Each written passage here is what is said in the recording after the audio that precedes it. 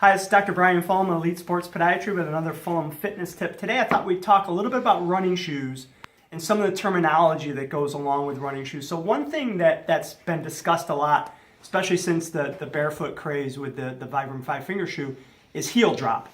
So traditionally running shoes were a 12 millimeter heel drop, and almost all of the shoes featured that the rear foot would be 12 millimeters higher than the forefoot.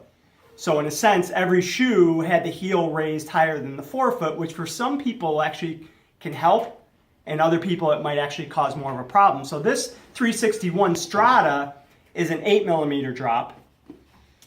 The New Balance Xanthi is a 6 millimeter drop.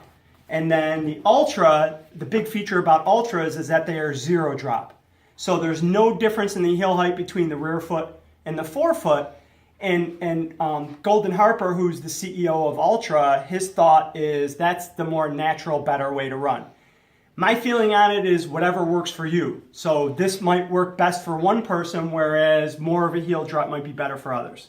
Another feature about the Ultras that I like and I recommend is when people have a bunion or an aroma, this shoe features a squared off toe box, which matches better with our shape of our foot. So if you're a person that has a bunion or a person that's having forefoot pain, possibly from a Morton's neuroma, the Ultra is an excellent shoe.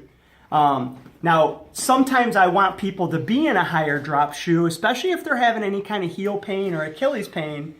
It's a little better to have that shoe be a little higher while people are in their painful process. But there's a lot of parts and important functions of the running shoe, but that heel drop is something that's a term that gets thrown around a lot. And my advice is try to find the shoe that fits your foot the best. Dr. Benno Nigg is a biomechanist who a lot of his research has led to a lot of innovations in running shoes. And one of his latest papers stated that the most important thing about running shoes is making sure that they feel comfortable when you try them on and when you wear them. And what he's found in his 40 years of research is that there is not a running shoe that will prevent an injury, and that people that are more comfortable in their shoes have fewer injuries. So keep that in mind next time you're going to buy your next pair of shoes. Try on a bunch of different pairs. Go with the shoe that feels the most comfortable. This has been Dr. Brian Fullem with another Fullem Fitness Tip.